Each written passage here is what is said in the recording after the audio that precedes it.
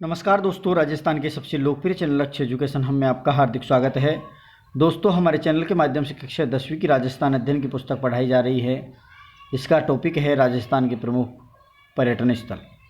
तो दोस्तों, ये जो पर्यटन स्थल का जो टॉपिक है RPSC grade first second REET Patwar police high court group D PTT जो 16 तारीख को एग्ज़ाम होने वाला है पीटीटी का, इन सभी के लिए महत्वपूर्ण रहने वाला है। तो दोस्तों, एक बार इस वीडियो को शुरू से अंत तक देखना नहीं भूले और साथ में जो भी विद्यार्थी मेरे चैनल पर नए हैं, चैनल को कर लीजिए सब्सक्राइब, बेल आइकन को कर लीजिए प्रेस, जिससे आने वाले प्रत्येक वीडियो को नोटिफिकेशन मिलता रहेगा आपको।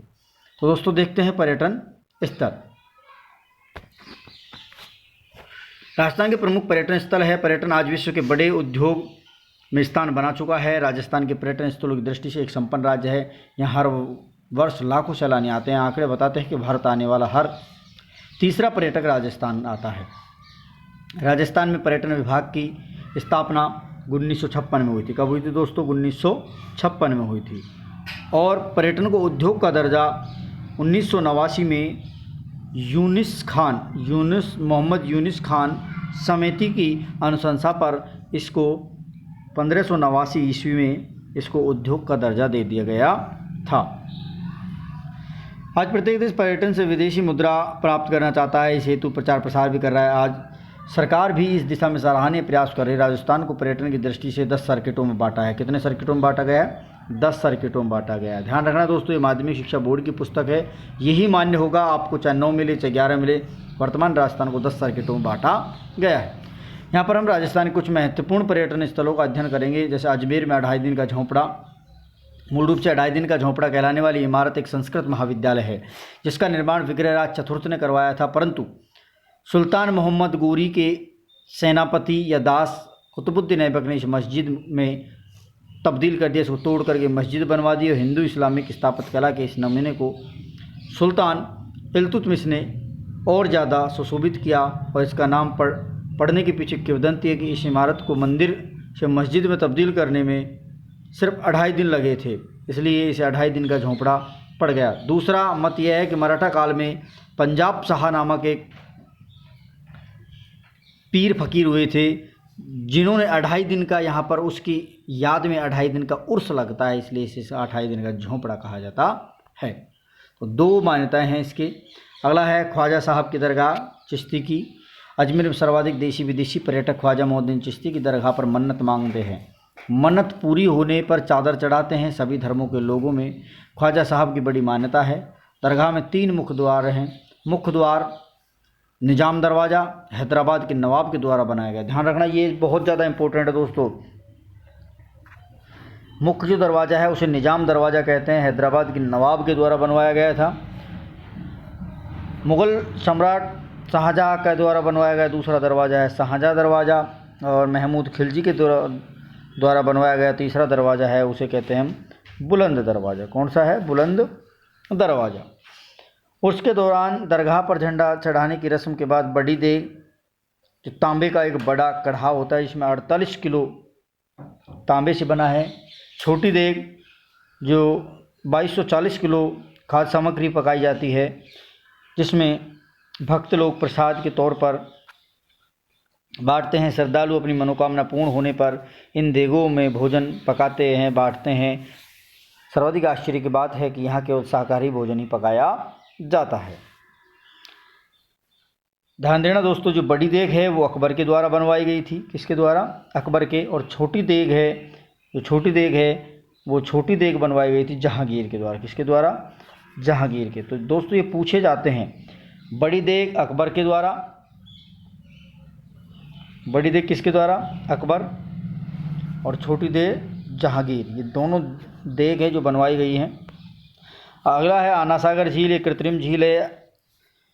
अजमेर के चौहान शासक अजयपाल चौहान के पुत्र अर्णोराज चौहान ने इसको बनवाया। इनका नाम आनाजी भी है। इन्हीं के नाम पर इस झील का नाम आना सागर झील रखा। इसके निकट दौलत बाग है, जो मुग़ल सम्राट जहांगीर के द्वारा बनवाया गया। और यहीं पर 5 बारहदरी बनवाई थी। 5 बारहदरियाँ।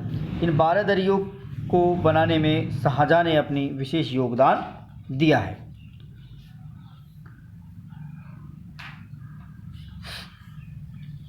खूबसूरत सफ़ेद मार्बल से बनी 12 दरिया, हरे भरे वृक्ष, कुंजों से घिरी सुस्ताने और मानसिक शांति के लिए पर्यटक माने जाते हैं। मेयो कॉलेज अजमेर में है, जहाँ से वर्तमान जो राजस्थान के पूर्व जो पीसीसी अध्यक्ष हैं सचिन पायलट, राहुल गांधी, भंवर जितेंद्र सिंह, ये सभी मेयो कॉलेज से पढ़े हुए हैं। भारतीय राजघराने के बच्चों के लिए बोर्डिंग स्कूल हुआ करता था अंग्रेजों के समय में। रिचर्ड बार्क द्वारा 1875 में, रिचर्ड बार्क द्वारा किसने किया था? रिचर्ड बार्क 1875 मेयो कॉलेज की स्थापना अजमेर में की। इस भवन का स्थापत्य कला इंडो सोसेनिक भारतीय अरबी शैली का अतुलनीय उदाहरण है। संगमरमर से निर्मित यह भवन अत्यंत आकर्षक भी है। सोनी जी की नसीहत अजमेर में है, ये भी फेमस है। 19वीं सदी में निर्मित यह जैन मंदिर भारत के समृद्ध मंदिरों में एक है। मुख्य कक्ष स्वर्ण नगरी कहा जाता है। प्रवेश द्वार लाल पत्थर से बना है। अंदर संगमरमर की दीवारें बनी हैं, जिस प्रकाष्ठ आकृतियाँ शुद्ध स्वर्ण पत्रों में जैन तीर्थंकरों की छवियाँ और चित्र बने हुए हैं। अगला मंदिर है ब्रह्मा जी का, जो बहुत ज़्यादा इम्पोर्टेंट है एग्जाम की दृष्टि से दोस्तों। पूरे विश्व में एकमात्र ब्रह्मा जी का जो मंदिर है वो पुष्कर में है। संगमरमर से निर्मित चांदियों के सिक्कों से जड़ा हुआ लाल शिखर और हंस ब्रह्मा जी का वाहन की छवि वाले मंदिर में ब्रह्मा जी की चतुर्मुखी प्रतिमा गर्भगृह में स्थापित है। इसी मंदिर में सूर्य भगवान की संगमरमर से प्रति प्रहरी की भांति खड़ी है। इस मूर्ति की विशेषता यह है कि सूर्य भगवान की मूर्ति जूते पहने दिखाई गई है। तो पूछा जाता है कि जूते पहने हुए सूर्य भगवान की मूर्ति कहाँ पर है? तो ध्यान रखना दोस्तों, ये है पुष्कर अजमेर में, और यहीं पर ब्रह्मा जी का मंदिर है। क्योंकि ये सबसे ज़्यादा जो क्वेश्चन पूछे जाते हैं ना ऐसे, तो ये सबसे ज़्यादा राजस्थान पुलिस में पूछे जाते हैं। जूते पहने हुए हनुमान जी, मूँछ वाले हनुमान जी, बैठे हुए हनुमान जी, लेटे हुए हनुमान जी, तो बहुत ज़्यादा पूछे जाते हैं। सूर्य का है तो ये जूते हुए पहने हुए सूर्य हैं। अगला है सावित्री जी का मंदिर। ब्रह्मा जी के मंदिर के नीचे ऊंची पहाड़ी पर सावित्री का मंदिर बना है, जो ब्रह्मा जी की पहली पत्नी थी। मंदिर तक पहुंचने के लिए सुविधाजनक सीढ़ियाँ बनी हुई है। ऊपर चढ़कर मंदिर के नीचे की ओर झील, मंदिर और रेत के टीलों का विहंगम दृश्य देखकर बेहद सुंदर दिखाई पड़ता है। ऐसी किंवदंती कि ब्रह्मा जी ने पुष्कर में अपना यज्ञ करने के लिए गायत्री से दूसरा विवाह किया। इससे नाराज होकर पहली पत्नी सावित्री ने उसे श्राप दे दिया, जिसके फलस्वरूप ही पूरे विश्व में ब्रह्मा जी का केवल एक ही मंदिर है पुष्कर में। अब सावित्री मंदिर पर रोपवे भी बना दिया गया। रोपवे जो झूलों के द्वारा एक पहाड़ी से दूसरी पहाड़ी में एक गाड़ी के द्वारा पहुंचा जाता है, तो ये होते हैं रोपवे। ज़मीन से और बिना सीढ़ियों के डायरेक्ट पहुंच जाए एक इलेक्ट्रॉनिक मशीन के द्वारा, ये होता है रोपवे। पुष्कर सरोवर है तीर्थराज के नाम से प्रसिद्ध। पुष्कर सरोवर सभी तीर्थ स्थलों का राजा कहलाता है। इस सरोवर में डुबकी लगाने पर तीर्थ यात्रा संपन्न मानी जाती है। ऐसी मान्यता है कि अर्धगोलाकार रूप में लगभग 9 से 10 मीटर गहरी यह झील 500 से अधिक मंदिरों और 52 घाटों से घिरी हुई है। अगला है अलवर के, ये तो अजमेर के थे, अब अलवर देखते हैं। सरिस्का टाइगर है। 1 नवंबर 1955 में इसे अभ्यारण्य का दर्जा दिया गया। 1978 में इसे टाइगर रिजर्व बनाया गया था और 1203 किलोमीटर क्षेत्र में फैला हुआ है। बाघ के अलावा विविध प्रकार की प्रजाति के जैसे नीलगाय, लोमड़ी, जंगली सूअर, खरगोश, तेंदुआ, चीतल, सांभर, बंदर पाए जाते हैं। पक्षियों में जंगल बैबलर, बुलबुल, कैस्ट्रेड serpent, eagle, red spurfowl, sand grouse, woodpecker आदि पाए जाते हैं। उसके बाद भानगढ़ सरिस्का वन्य अभ्यारण्य से 50 किलोमीटर की दूरी पर भानगढ़ स्थित अजमेर के महाराजा भगवान दास के पुत्र माधव सिंह ने अपनी प्रथम नगरी के रूप में भानगढ़ की स्थापना की। कालांतर में भानगढ़ के वीरान होने के संबंध में किंवदंतियां प्रचलित हो गई है। भानगढ़ को भारत में सर्वाधिक रहस्यमय स्थान होने का गौरव प्राप्त है। आज भी इस किले के खंडरों में 7 मंजिला महल के अवशेष हैं। सुव्यवस्थित बाजार हैं, दुकानें हैं, सोमेश्वर महादेव का मंदिर है, गणेश जी का, और तालाब नजर आते हैं। उसके बाद तीसरा जो प्रसिद्ध पर्यटन स्थल है मूसी महारानी की छतरी, बहुत ज़्यादा पूछी जाती है। बख्तावर सिंह के द्वारा बनवाई गई मूसी अपनी पत्नी मूसी रानी की याद में इस छतरी की वास्तुकला में भारतीय और इस्लामिक दोनों शैलियों का मिश्रण है। सफ़ेद संगमरमर से बनी इस छतरी में 12 विशाल स्तंभ हैं। कितने हैं? 12 और 27 अन्य स्तंभ है। दोस्तों आपको ध्यान रखना है कि मूसी महारानी की छतरी में 80 खंभे, कितने टोटल किसने? 80 खंभों की छतरी है। पूछी जाती है राजस्थान में 80 खंभों की छतरी कहाँ पर है, तो ये है अलवर मूसी महारानी की छतरी। इसका आंतरिक भाग में भगवान श्री कृष्ण, श्री रामचंद्र, लक्ष्मी जी और सीता माता की छवियाँ चित्रित है। अरावली की पहाड़ियों से घिरी सिटी पैलेस व सागर झील मंदिर के पास यह छतरियाँ शोभायमान है। महाराजा बख्तियार सिंह के जीवन से संबंधित चित्रण भी इस छतरी में विद्यमान माने गए हैं। उसके बाद भर्तहरि का मंदिर, अलवर के प्रसिद्ध लोक देवता भर्तहरि एक राजा थे। जीवन के अंतिम वर्ष यहीं बीते। महाराजा जयसिंह ने 1924 में भर्तहरि के मंदिर का नया स्वरूप दिया। मंदिर में एक अखंड ज्योत सदैव प्रज्वलित रहती है। यह मुख्य मेला भाद्रपद की अष्टमी को लगता है। इसमें बड़ी संख्या में श्रद्धालु बाबा भर्तहरि की आराधना करने आते हैं। पास में हनुमान जी का मंदिर है, शिव मंदिर है और श्री राम जी का भी मंदिर स्थित है। सीलीशेड झील है, तो बहुत ज़्यादा पर्यटन दृष्टि से ये भी महत्वपूर्ण है। अलवर के पश्चिम छोर पर पहाड़ों के बीच स्थित सीलीशेड झील है। अलवर से सरिस्का जाते समय 15 किलोमीटर की दूरी पर यह झील स्थित है। इसका निर्माण महाराजा विनय सिंह ने 1845 में सीलीशेड बांध के रूप में करवाया। स्थानीय नदी रूपारेल की एक शाखा को रोककर यह झील बनवाई गई। इस झील के किनारे हरी भरी वादियों के बीच मोती सा चमकता सीलीशेड लेक पैलेस दिखाई देता है, जिसे राजस्थान पर्यटन विकास के द्वारा हेरिटेज होटल के रूप में भी संचालित किया गया। सीलीशेड झील में पर्यटकों के लिए बोटिंग, बर्ड वॉचिंग की सुविधा है। सर्दियों में यहाँ विभिन्न प्रजाति के पक्षी और पानी में तैरने वाले बतख, मगरमच्छ पर्यटनों के मन मोह लेते हैं। उसके बाद आता है बांसवाड़ा, सुनहरों द्वीपों का शहर है। माही नदी पर बांसवाड़ा से 18 किलोमीटर की दूरी पर संभाग का एक सबसे बड़ा बांध है, जिसमें 16 गेट है। बांध की कुल लंबाई 310 किलोमीटर है, 3.10 किलोमीटर है। वर्षा काल में जब पूर्ण भर जाता है तो सभी गेट खोल दिए जाते हैं। यह नज़ारा अनुपम है और मनोहारी होता है, जो देखने को पूरे वर्ष सैलानियों का इंतजार करते हैं। यहाँ वाटर स्पोर्ट की असीम संभावनाएं हैं। अगला मंदिर है त्रिपुरा सुंदरी का मंदिर। बांसवाड़ा डूंगरपुर मार्ग पर 19 किलोमीटर की दूरी पर तलवाड़ा ग्राम के समीप उमराई गांव में स्थित मां त्रिपुरा सुंदरी का मंदिर है। मंदिर के ऊपरी भाग में सम्राट कनिष्क के समय का एक शिवलिंग होने को कहा है। कनिष्क के पूर्व काल में से प्रतिष्ठित है। काले पाषाण की सिंग पर सवार 18 भुजाओं वाली एक दिव्य आयुष विशाल प्रतिमा, जो शक्तिपीठ के रूप में मानी जाती है। स्थानीय लोग इसे तरताई माता त्रिपुरा महालक्ष्मी के नाम से पुकारते हैं। मंदिर के समीप शिलालेख विक्रम संवत 1540 का लगा हुआ है। देश विदेश में प्रसिद्ध शक्तिपीठ मां त्रिपुरा सुंदरी आस्था का एक प्रमुख धार्मिक पर्यटन स्थल है। चैत्र और आश्विन नवरात्रों में हजारों संख्या में श्रद्धालु अपनी मनोकामना हेतु यहाँ पर आते हैं। मानगढ़ धाम, राजस्थान के जलियांवाला बाग के नाम से प्रसिद्ध मानगढ़ धाम बांसवाड़ा से 85 किलोमीटर की दूरी पर आनंदपुरी के समीप राजस्थान गुजरात सीमा की पहाड़ी पर स्थित है। यह स्थान आदिवासी अंचल में स्वाधीनता आंदोलन के अग्रज माने जाने वाले महान संत गोविंद गुरु की कर्मस्थली माना जाता है। ऐतिहासिक मान्यता के अनुसार इसी स्थान पर गोविंद गुरु ने मानगढ़ की पहाड़ी पर एक सभा आयोजित की और अंग्रेजी हुकूमत के खिलाफ स्वतंत्रता की मांग रही। 1500 राष्ट्रभक्त आदिवासियों पर अंग्रेजों ने निर्ममतापूर्वक गोलियां चलाकर अपनी नृशंस हत्या कर दी। मानगढ़ धाम प्रतिवर्ष मार्गशीर्ष पूर्णिमा को मेला आयोजन होता है। कब होता है? मार्गशीर्ष पूर्णिमा को। और इसमें 1500 भील मारे गए थे। कितने मारे गए थे? 1500 भील। और ये मानगढ़ धाम बांसवाड़ा में पड़ता है। कहाँ पड़ता है? बांसवाड़ा में पड़ता है। और राजस्थान, गुजरात और मध्य प्रदेश के हजारों श्रद्धालु यहाँ पर आते हैं और इसे राष्ट्रीय शहीद स्मारक के रूप में विकसित किया गया है। अगला है अब्दुल्ला पीर।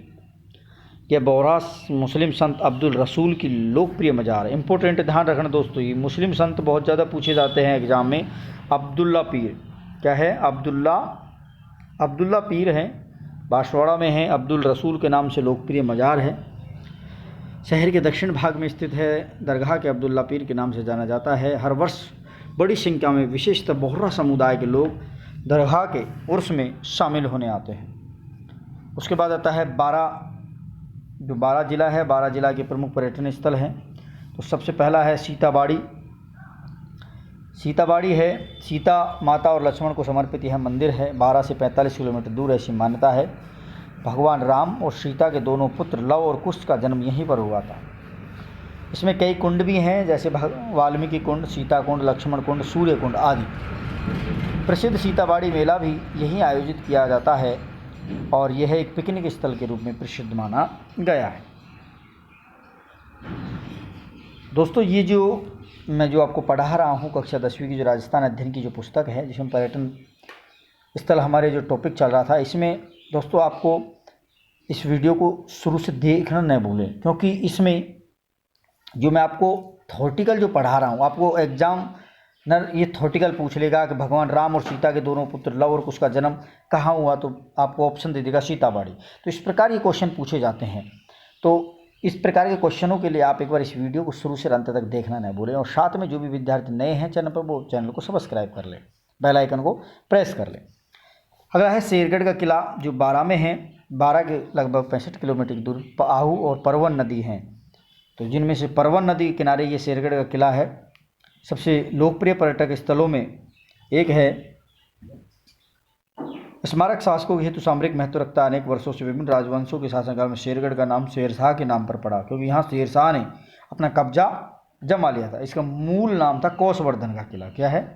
कोसवर्धन। पूछा जाता है किस कोसवर्धन का किला कहाँ पर स्थित है, और बहुत बार पूछा गया, एक बार नहीं बहुत बार पूछा गया है। कोसवर्धन बहुत ज़्यादा इंपॉर्टेंट भी है, क्योंकि शेरगढ़ का किला धौलपुर में भी है और शेरगढ़ का किला अपने बारां में भी है। तो बारां में शेरगढ़ किले को कोसवर्धन किला कहा जाता है, और धौलपुर के जो शेरगढ़ किला है उसको त्रिभुवनगढ़ भी कहा जाता है। अगला है रामगढ़ भंडदेवरा।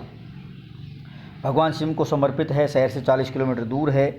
10वीं शताब्दी का प्राचीन मंदिर माना जाता है। इसकी वास्तुकला की शैली खजुराहो शैली में स्थित है। कौन सी में? खजुराहो।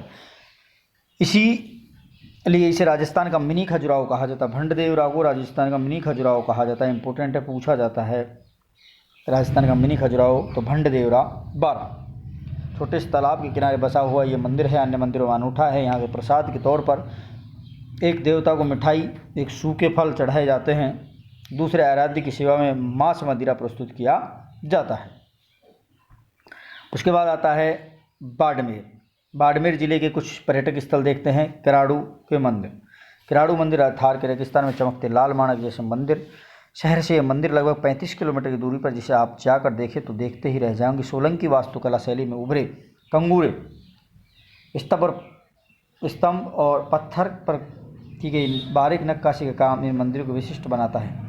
इन मंदिरों को भगवान शिव को समर्पित किया है। उल्लेखनीय है कि यहाँ कुछ मूर्तियाँ यथास्थान, कुछ इधर उधर रेत के धोरों में बिखरी पड़ी है। यहाँ 5 मंदिर, जिनमें सोमेश्वर महादेव का मंदिर बहुत ज़्यादा फेमस है, और इसे राजस्थान का खजुराहो भी कहा जाता है। किराड़ू बाड़मेर को राजस्थान का क्या कहा जाता है?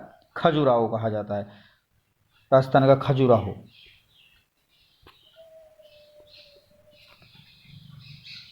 राजस्थान का खजुराहो। तो दोस्तों, ये तो राजस्थान का खजुराहो है, और ये राजस्थान का मिनी खजुराहो भंडदेव बारां। अगला नाकोड़ा जैन मंदिर है। भव्य जैन मंदिर है। आलम शाह ने 13वीं शताब्दी में इस मंदिर पर हमला किया और इसे लूट लिया,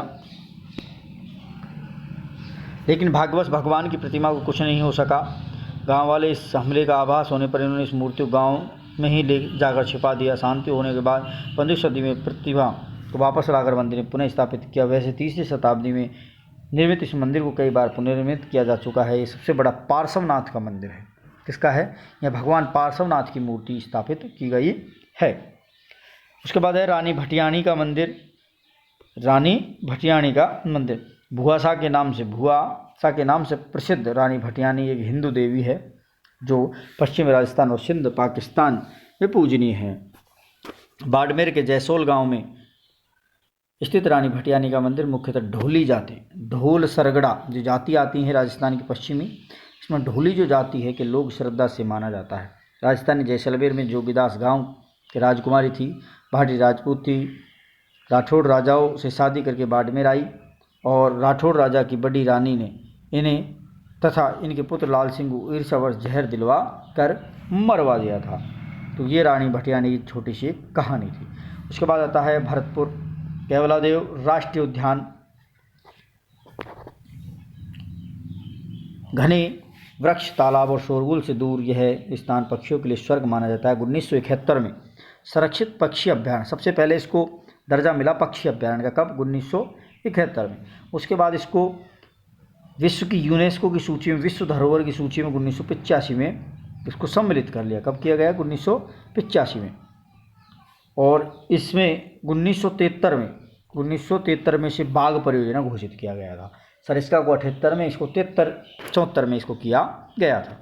यहाँ पर हजारों की संख्या में विदेशी दुर्लभ पक्षी प्रतिवर्ष सर्दियों में आते हैं, घोंसले बनाते हैं, प्रजनन करते हैं और गर्मी की शुरुआत होने से पहले ही वापस देश में अपने चले जाते हैं।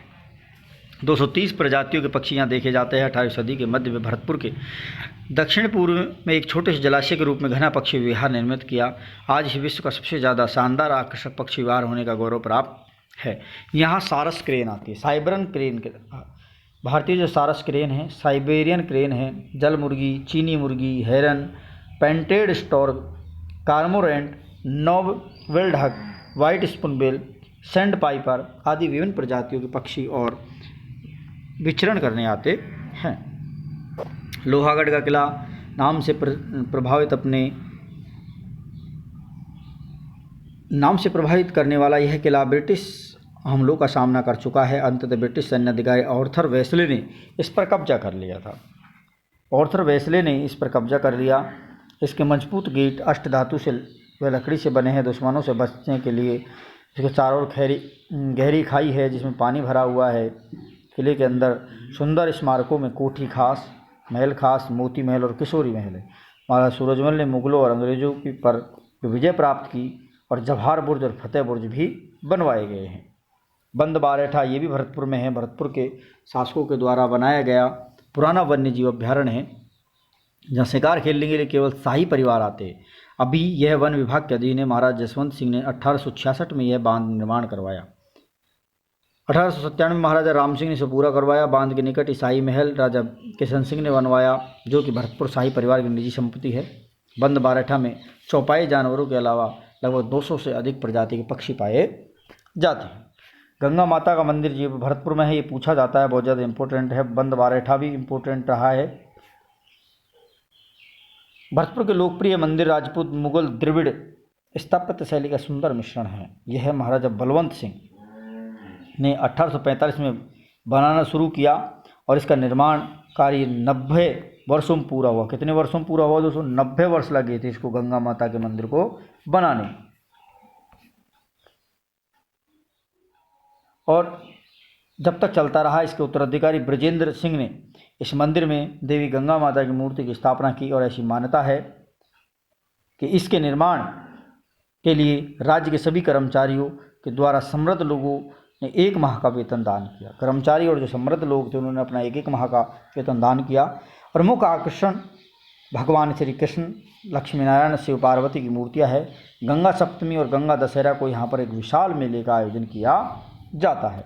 तो दोस्तों ये था आज का चैप्टर 10 के जो राजस्थान के प्रमुख पर्यटन स्थल हैं, जैसा चैप्टर नंबर 10 का पार्ट नंबर 1 जो मैं आपके लिए लेकर के आया हूँ। तो दोस्तों इस वीडियो को सभी विद्यार्थी एक बार शुरू से अंत तक देखना न भूलें, क्योंकि दोस्तों आने वाली REET, Patwar, police, PTT, group D, high court वाली इन सभी भर्तियों के लिए महत्वपूर्ण रहने वाला है। तो दोस्तों सभी से एक बार फिर निवेदन है कि आप सभी मेरे चैनल को सब्सक्राइब कर ले, बेल आइकन को प्रेस कर ले, लाइक करें, लिंक को शेयर करें। धन्यवाद दोस्तों।